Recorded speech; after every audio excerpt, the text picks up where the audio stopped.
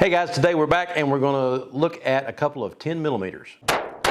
The Kimber Rapide in 10 millimeter, and we have the 6-hour P220 in 10 millimeter. We have done a comparison of the two 1911s. Got the Rock Island Armory and the Kimber. If you want to take a look at that video, we'll have a link for it. This one, of course, is the 1911 style pistol, where the SIG is a double action, single action. Both of the guns are pretty well the same size. As far as the length, looks like the SIG may have just a 1/8 to a 1/4 inch more in the length of the gun, not much, but the height of them is very similar, and then the thickness, the SIG is a little bit thicker than the Kimber is. Slide length from the back of the slide, so both of these are hammer fired guns, so we'll just do the actual slide length itself. So the slide on this one to the end of the barrel there is 7.5 inches. And on the SIG, it is about 7 11/16, so it's about 3/16 of an inch longer. The width of the SIG, 7/8 of an inch, where the slide width on the Kimber, about 13/16. So not a huge difference in the width of the gun. The height from the top of the slide to the bottom of the mag well, we're at 5 1/4 on the Kimber and 5 1/4 on the SIG. So both of those are the same. So let's check the weight here. Use our postal scale. And this is with a empty magazine, and there's no round in the chamber. So the Kimber comes in empty at 2 pounds, 8.3 ounces. And the SIG, again with the empty magazine, no round in the chamber, comes in at 2 pounds, 12.4 ounces. SIG is a little less than 4 ounces. Well, 8.4 and 12, so it's exactly 4 ounces heavier than the Kimber. It actually feels a little bit heavier than just 4 ounces, but the scale shows it's just 4 ounces different. Now, of course, with this being a 1911, this one does just have a single action only trigger, where the SIG is a double action. So let's test the trigger pulls. Trigger pull on the Kimber is 2 pounds, 14.9.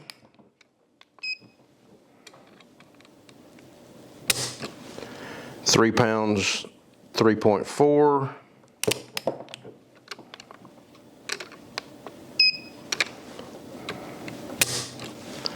2 pounds, 10.6, for an average of 2 pounds, 14.9 ounces for the Kimber. So single action, fairly light trigger, just under 3 pounds. We'll go ahead and cock the hammer on the SIG.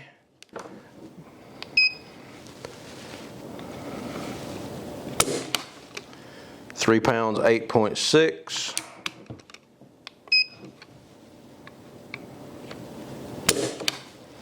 Three pounds, 6.4.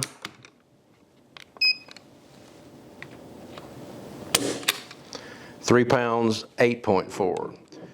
Average for the single action, 3 pounds, 7.8 ounces. So the trigger pull is a little bit heavier on the SIG than it was on the Kimber. Now let's test the double action pull on the SIG, and it will be significantly heavier. 9 pounds, 12.8.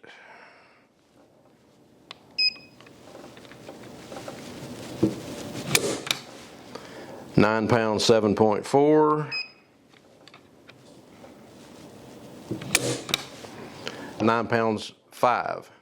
So for the double action trigger, it is 9 pounds 8.4 ounces for the average. Your double action trigger, of course, is heavier. Still, for a double action trigger, that's not a real huge number on the trigger pull. The trigger on the SIG in single action, just a little bit of take up. You can see there, just about a 1/4 inch of take up before you hit the wall, and then to release it, real smooth. Kimber,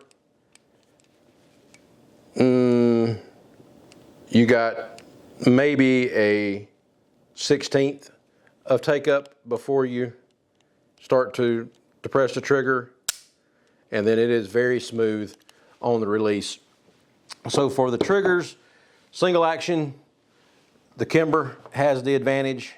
It's a little bit smoother than the SIG, and it's also just a little bit lighter. You would probably expect a single action only to be a little bit lighter than a single action, double action trigger would be anyway. Either one of the guns, the triggers are nice on them. You don't have any problem with grit or creep or anything like that. So it's a very nice trigger. And then even the double action trigger on the SIG, it's really smooth, no creep or grit or anything like in it. So it's a really nice trigger either way you shoot this gun.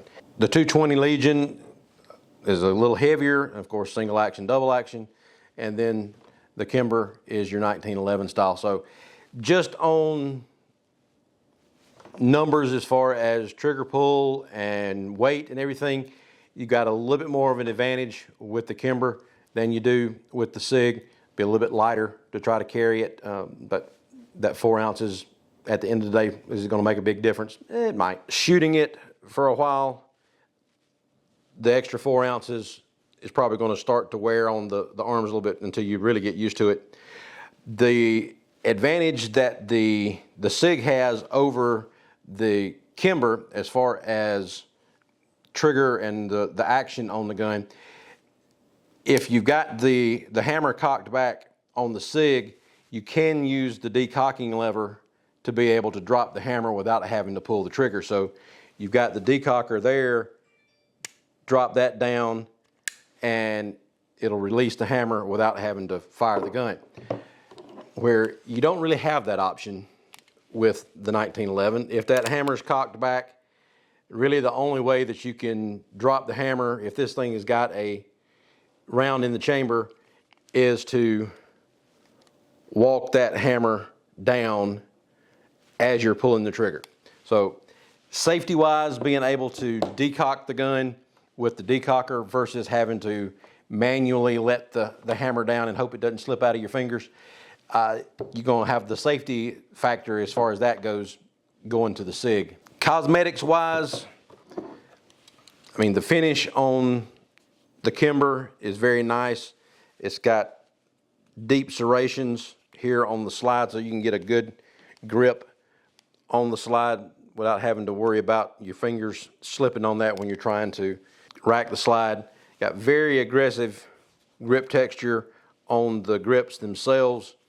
I've even had to take a little bit of the edge off of these a little bit so it doesn't cut up the ends of your fingers as much. So I had to smooth those out a little bit. So it's a very aggressive grip on the thing. The ported slide, that's where some of the weight reduction would come into on this one. The finish on the SIG, this is of course the Legion finish that they do on all of the Legion pistols, and they call it a Legion gray. Looks more like a brown, almost a greenish brown color rather than gray. But anyway, it's a very nice finish on the gun. You don't see any problems with the gun not having a smooth, consistent finish all over the gun. So it's a very nice gun. Price point on both of these is pretty close to the same number. let's take them outside. Okay guys, so we're out here on the range. We're gonna be shooting the Kimber and the SIG, and we're gonna be using some Blazer, the brass 10 millimeter 180 grain full metal jacket, and some Federal Syntech range ammo, and it's a 205 grain bullet, so a little bit heavier bullet on the Federal. And Syntech has the nice red bullet on the thing. We'll start with the Kimber, and we'll start with the Blazer ammo. Already got it loaded up in here.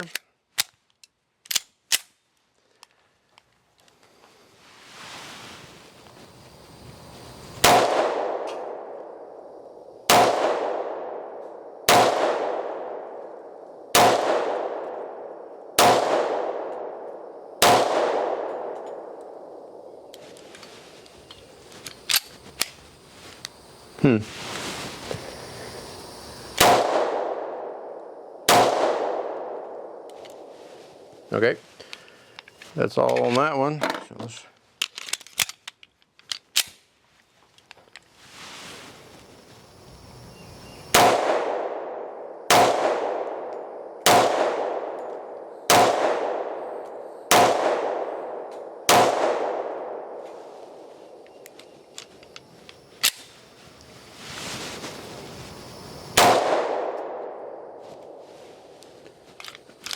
Okay.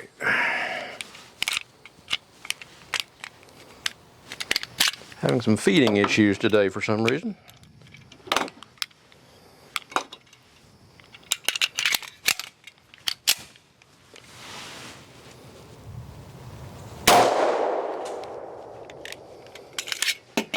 Okay, so that was the Blazer.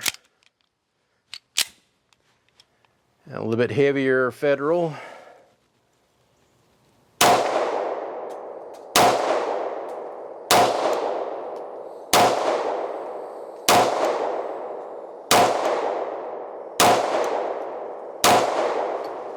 No feeding issues with the Federal. So, don't usually have a feeding issue with the Blazer. I'm not sure what happened on that one, but we had two that just didn't want to go all the way into the chamber at first. So let me go grab that target and we'll swap it out so we can compare the targets here.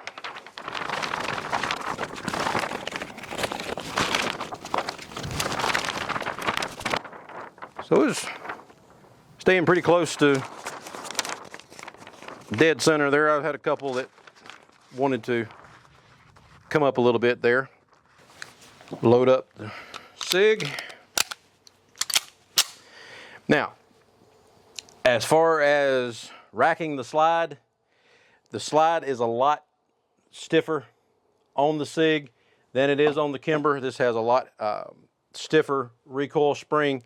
And the controls, as far as the slide release, is also stiffer on this one. So let's go ahead and do some shooting here, and we'll already got it in single action, so we'll just shoot it all in single action. So more of a straight comparison with the Kimber.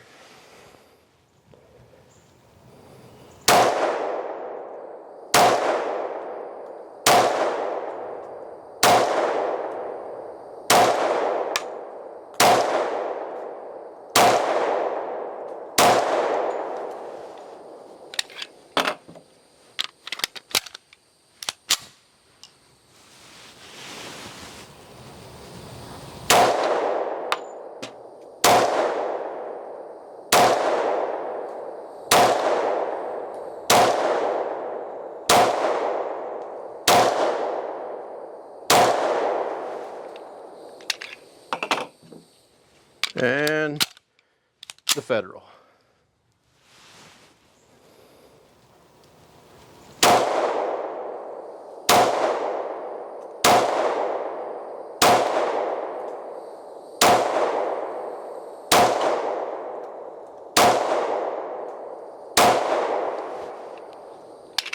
Okay, so Go grab that target and see how it compares.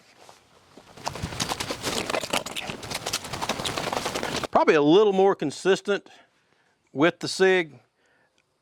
Still got to get, I haven't shot that one as much as I have the Kimber, so I still got to get the sights, the hold proper. I think I'm holding it more where I'm aiming here, but it's actually hitting here, so I need to raise my hold up a little bit on the SIG to get it more in the center.